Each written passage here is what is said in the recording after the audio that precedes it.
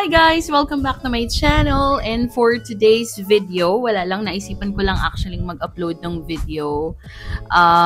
Naglagay ako ng panibago kong banner sa YouTube, kaya medyo na-inspire ako na mag-video. Pero I'm not sure kung kailan ito ma-upload, but I just want to share na it's lunchtime, and gumawa lang ako ng lunch ko for today, at gusto ko lang siyang ipakita ngayon. Tignan nyo. Tada! So, this is my lunch for today.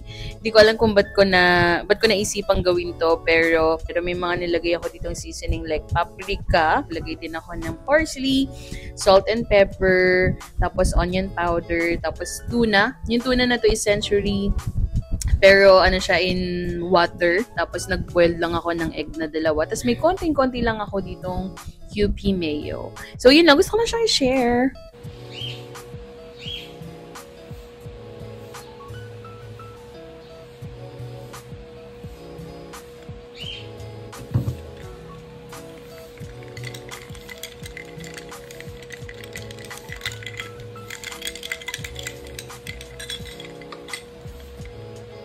Hi guys! So, it's 6 p.m. na, right? So, it's 6 p.m. na at tapos na ang work ng person. So, kailangan ko na ngayon na magluto. Nakakatuwa kasi 6 p.m. na pero ganito ang view natin ngayon. At meron din sunset dito. Yun ang natatakpan na ng halaman.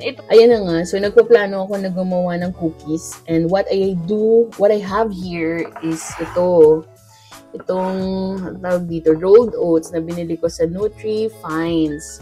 So, isip kong gumawa ng cookies gamit tong rolled oats. So, tignan natin kung anong gagawin ko ngayon. Huhulaan ko lang to, kaya wag niyo kong i-judge, okay? And by the way guys, i-share lang nasira kasi yung tripod na ginagamit ko.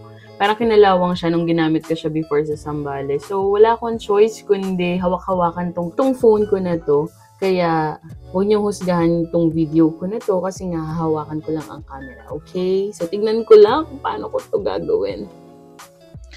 Okay, first off is, ang gagawin ko, syempre, kuha ko ng rolled oats at hindi ko alam kung paano ko siya isasalin. So, ito ay 1/2. Ay, 1/4 nga gamitin natin. Yung 1/4, ito ang gamitin natin instead. 1/4 cup. Para mas madali siyang magkasya. Hindi ko na siya titimbangin, basta alam ko 1/4 siya. 1. So, 1/2 lang ang gagamitin natin kasi ayoko na masyadong madami. Kasi for sure, ako lang kakain yan. Kasi si Jay, hindi siya mahilig sa mga ganyan-ganyan. Okay?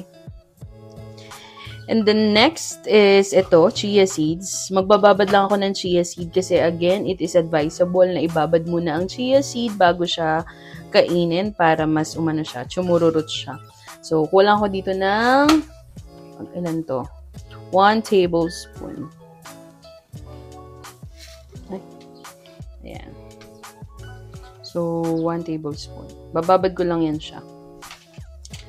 Tapos, meron ako ditong baking powder. So, siguro 1 teaspoon lang. So, huwag niyo akong husgahan ha. Huhulaan ko lang talaga yung 1 teaspoon ko.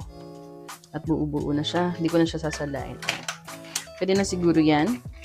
Tapos, I still have this. Kung naaalala nyo, kung pinanood nyo yung Anya Resort ko, galing pa to sa Anya at may expire na siya sa August. So, buhos ko na siya. Ayan. So, ginunting ko lang siya. Buhos ko na nga siya. Ayan. Tapos, alam nyo guys, meron akong mga tira-tira ditong Eden cheese. Huwag yung husgahan. Malinis tong pinunasan ko siya. Ito, ikakat ko lang siya. Kasi sayang naman, para maubos na din. Alright, so ito na yung cheese. Konti lang naman yan. Hindi ko alam kung, syempre hindi yan malulusaw, kasi hindi naman siya, Next, meron pa ako dito yung choco chips. Sa, pa naman siya may expire. Sa 2026 pot. Gagamitin ko na rin siya, kasi konti na lang naman siya. Ayan, puro dry ingredients. Ayan, hindi to dark chocolate Iniisip ko kung gagamitin ko pa ba to. Hindi ko rin sure actually kung ano ba to. Ano bang chocolate yung binili ko nito. Sa pa naman to may expired. So, August 2025. Bawas tayo dito. Okay, so, I realized na hindi to dark chocolate. So, konti lang ilalagay ko. Ayan lang siya. Puro dry ingredients, no? So, by the way, ang ganda ng sunset still. Ayan pa rin siya. Ang ganda, oh. maliwanag dito. Okay, next is banana. So, kailangan ko siyang i-smash.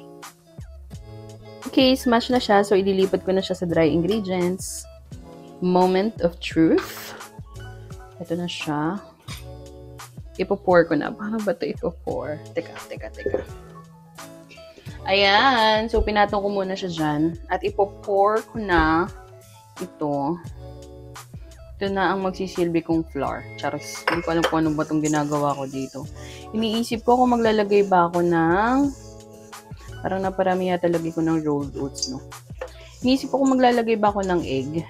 But I think, yeah. Dahil kasi may peanut butter ito. Kaso wala akong peanut butter.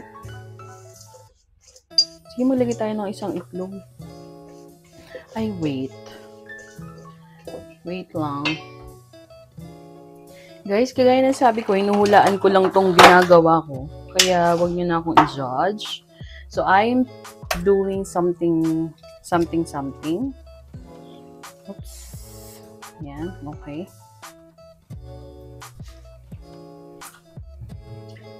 I-imagine lang naman ako. Ilalagay ko lang, isisif ko lang. Hindi ko alam kung ano ba itong ginagawa ko. But, ayan o, tignan mo, bumakangking na siya. So, dito ko ilalagay yung ano. So messy. Hindi ko sure kung anong ginagawa ko sa totoo lang. Pero, ito yung minsan mess. Ayan. Alam mo, dat kutsara ginagamit ko. Ito lang ayoko sa chia seeds. Medyo mahirap siyang kalingain. Cause this is not your ordinary chururut.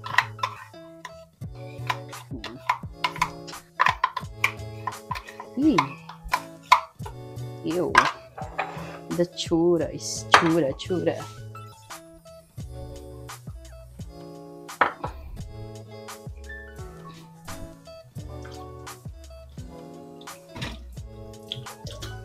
Ba't ko ba kasi sinif?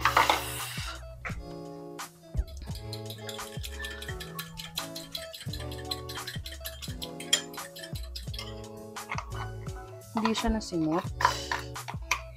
But it's okay. So, dito ko na ilalagay ang itlog with chia seeds. Ayan. Perfect. Sobrang labnaw na niya. So, ano na ngayon mangyayari dito? Lalagyan ko pa ba siya ngayon ng ano? Wala akong vanilla. Pero tingnan natin kung anong mangyayari dito. Wala na ako nakalimutan, no? Hindi na ako maglalagay dito ng sugar. Kasi, I mean, ng honey. Kasi matamis na naman na siya. Okay na yan. Yan po. Nautusan pa nga ako mag-voice over. And nalagay na natin yung puto. May gulay, may pipino. Lulutuin po natin yan at ilalagay natin yan sa may kawan ng kawali. Yan na. Hi! Sana ba naman yung nag-voice over? Pero ito na nga ang aming dinner for tonight. At ito na nga ang cookies. I am so happy kasi hindi siya sobrang tamis. At masayang-masaya ako dahil ito ang kanyang kinalabasan. Hindi siya mapait. Saktong-sakto lang. Mukha lang siyang sunog pero hindi. Thank you so much!